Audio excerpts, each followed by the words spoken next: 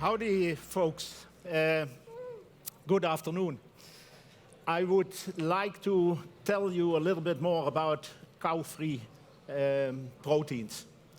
So producing milk proteins without cows, employing again fermentation, as was the talk before.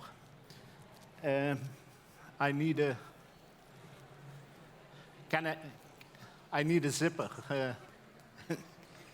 Yeah, thank you. Yeah.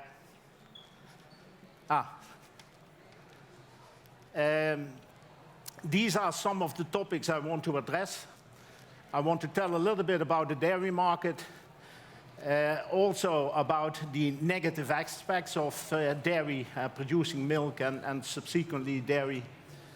I want to tell how we became those vegan cowboys and talk a little bit about the gold rush towards the caseins, which are the crucial proteins for producing cheese. And I want to show how we are doing that.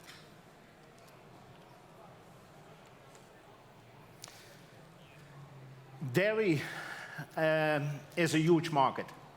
The proteins that are present in dairy, both whey proteins and caseins, are very nutritional. That's why we are using them on a large scale. And if you look at cheese, cheese has a market value, a global market value of about annual value of about 150 billion euro. However, if you look at vegan cheese alternatives, it's very small. It's only 1 to 2%. While there is a big interest, and I will come back to that. I don't know where. Yeah. Dairy is big, but it also creates clearly some issues. And I come from the Netherlands, and probably some of you have heard what kind of problems we have with nitrogen. A lot of protesting of the farmers, and we have to reduce it. Next to nitrogen, cows also emit methane. But also if you look at some other aspects, the water usage, which is very high. For 1 liter of milk, you need about 1,000 liters of water. And also CO2 emission is enormous. Another important aspect is the land use. And when we look at Earth, we see that about 10% of the Earth is used for agriculture. So that's only a small part. And of that 10%, 2.3%, so let's say 25% is used for growing food crops. The other 75% of the 10%, that is being used for animal farming. Grazing of the animals, but also for producing the feed. Think of soy, etc. And if we look at the product of the animal farming, you see that only a small part, that serves only a small part of our food. Roughly, that is about 20% of our calorie intake comes from that, and about 35% of the proteins. So consequently, and especially looking towards the future, we have to feed more people. We also see that people are more interested in proteins, and we don't have more land. So what we will have to do is to do and focus more on food crops. We can't continue what we are doing now.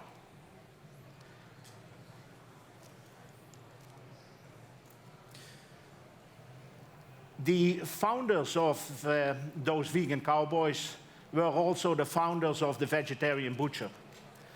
And that was sold in 2018 to Unilever. And Unilever is now positioning that product all over the world. It is growing very quickly. So the founders were successful in that. And the vegetarian butcher, for you that don't know, that is related to using plant ingredients for making meat alternatives. And so they have sold off their company, but before they sold it, they already said our next step is looking at dairy, because also there some changes are needed. And that we do by means of microbial fermentation.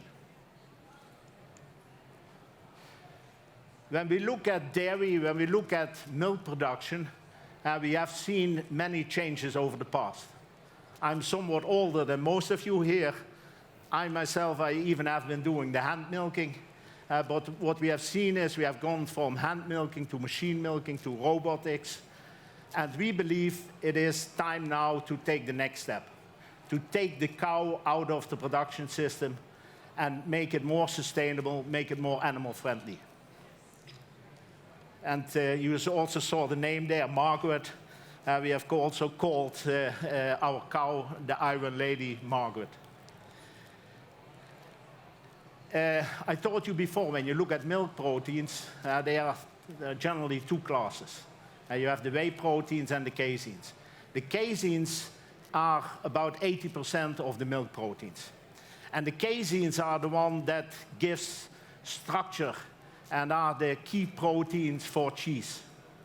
And what we want, what our founders want, is to create impact, so we are focusing on the caseins.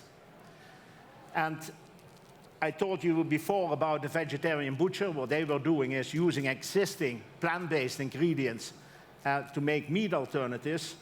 Can't you do that with cheese? Yes, there are initiatives to make cheese based on nuts, etc., but that's a different product. And caseins, you don't find them in nature. Caseins are very unique proteins. They have a high nutritional value, complete proteins. They are also a source of calcium. And that calcium is bound by the fact that those proteins are phosphorylated. And also support micelle formation in the milk. And that is what you need to create, again, the cheese. To be able to produce cheese with a good texture, mouthfeel, you really need caseins.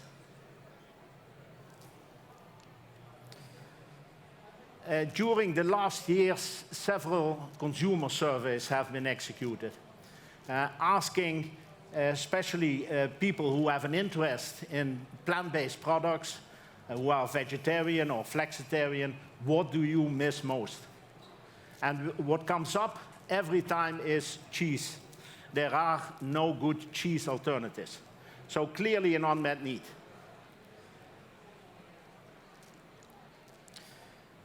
There are several companies nowadays who are focusing on producing milk proteins in a different way.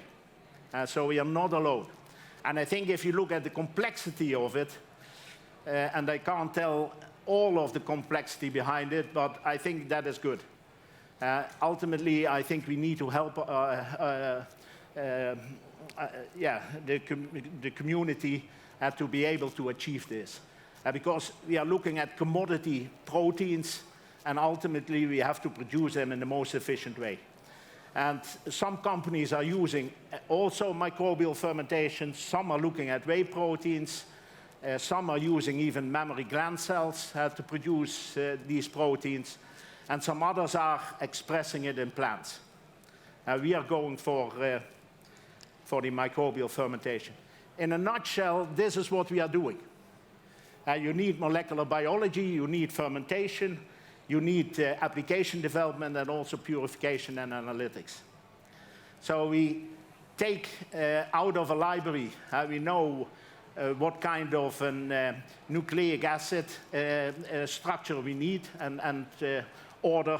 So we ask a lab to produce that. We insert that in a microorganism, and subsequently we grow that microorganism. Of course, we have to optimize it. So that's the way to produce the caseins. But then you still have to use them. Because using them for cheese making, you also need fats. Cheese generally consists of, let's say, 25% fat, 25% of the caseins, 50% of the water. But here we have quite some flexibility, and also the caseins are not one caseins, they are different caseins. So there is quite some complexity behind it, also in the formulation.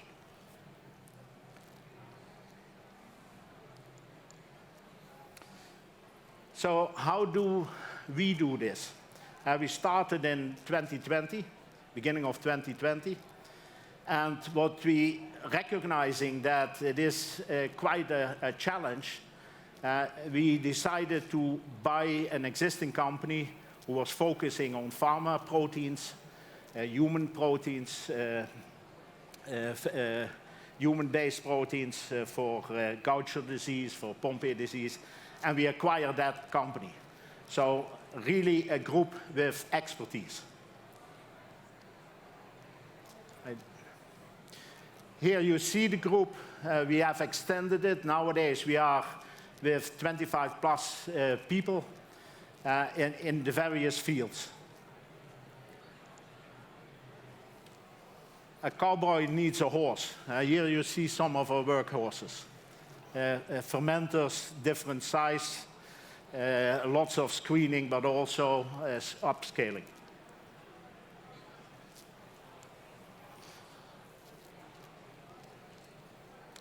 What is very important is to have an efficient microorganism. And we focus on yeast and fungal systems because we believe ultimately those are the best to express these heterologous proteins. And in style with the Cowboys, we have set out a bounty hunt. I don't know what you have in your fridge, but if there are people who can help us in a way to speed up our development, to make the organism more efficient, quicker, let us know. If you have ideas, there is 2.5 million and most of it is not yet consumed, so it's still there. We are in favor of collaborations, open innovation. And again, going back to the complexity of it, nowadays we have collaborations in the field of the microorganisms with institutes, universities, and also companies related to the yeast and fungal systems. And also in the field of forming the micelles and cheese formation.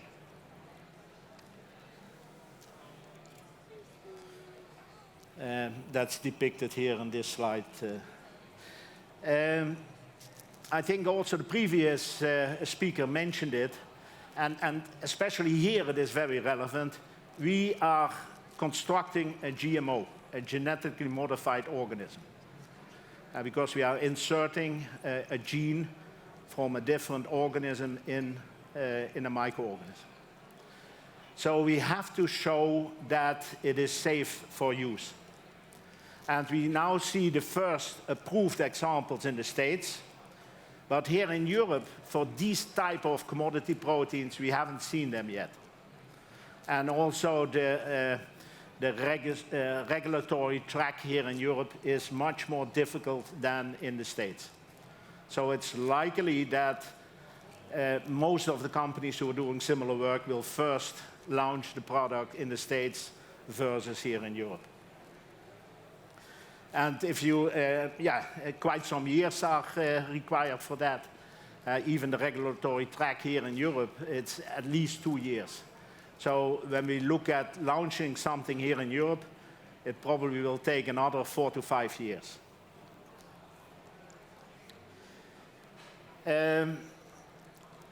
Taking another 4 to 5 years means also, can't you bring anything to the market? Do you sufficiently understand the market needs? To address that, we have formed a joint venture. We have formed a joint venture with Westland Kaas. Maybe some of you know Old Amsterdam, which is sold all over the world. And with Westland, in that joint venture, we make already soft cheeses, cream cheeses that we have brought to the market in the Netherlands, in Germany, and also in the Netherlands. And we are expanding also the offerings. Later on, also the microbial caseins can be put in here. Let me go to the end. When we realized this, what will we achieve? When we look at the environmental impact, based on calculation, and some are even more optimistic, we view that the land use can be reduced by a factor of 5. The same holds true for CO2, water consumption, etc. Hopefully in the Netherlands we don't have problems anymore on nitrogen at that point of time. And in the large sense, of course, the carbon footprint is much smaller. And also important, animal welfare, that will be enhanced. Let me conclude here. Dairy products, very nutritional, large market. Yes, we would like to have them and keep them, but we have to produce them in a different way. And we view that, yeah, we are very motivated to, together possibly with other companies, to make a difference there. And again, if you have good ideas, the bounty hunt is still out. Thank you.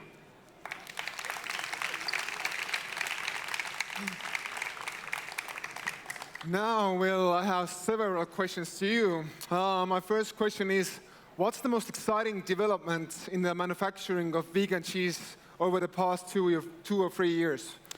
Or the past 2 or 3 years was starting this initiative, because we started in 2020, beginning of 2020. But I mean globally. But also, when you make for the first time the cheese based on the microbial caseins, that's of course what you are going for. But it still needs quite some optimization. Okay, I want to do a public test. If vegan cheese costs less than the normal dairy cheese in supermarkets, how many of you will buy it regularly? Let me see your hands. Wow, that's way more than I expected, to be honest.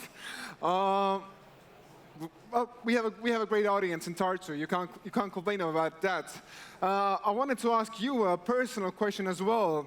If you could eat one vegan cheese for the rest of your life, what will it be? A difficult question. I would say gorgonzola and Parmesan cheese, one of those. Yeah. All right. One more question. What are the most difficult obstacles? You mentioned regulations in Europe, for example, but are there any more obstacles in the manufacturing of vegan cheese that you didn't just get to mention yet? Yeah, I think there is a complexity. I talked about caseins, and if you look at milk caseins, those are 4 caseins. And if you would have to go and use all those 4 caseins for each one, you would have to go through the registration. So that's, again, on registration, quite a task. But I think also the scaling. Ultimately, you asked the question if vegan cheese would be cheaper, but if vegan cheese would be at par, or when does it become at par? I think then everything has to come together. Yeah. All right. So your company is Vegan Cowboys. What are Cowboys doing in Europe? Well... No, you also could say the Netherlands, Belgium, it's the land of milk and honey. So, I mean, so we combine that a little bit. I mean, we had a guy in Eurovision singing about also like cowboy stuff. So I'm not complaining. I mean, I'm wondering where's the cowboy love coming to Estonia and Europe in general. So I also want to ask you one more question. How do you select your employees? Like, what are you looking for in future employees? I think people should be flexible, and it depends also on the phase that we are in, but at this point of time we need good scientists to bring this further, and scientists who are committed and have an entrepreneurial spirit. Thank you, Will. Let's give one more round of applause to Will.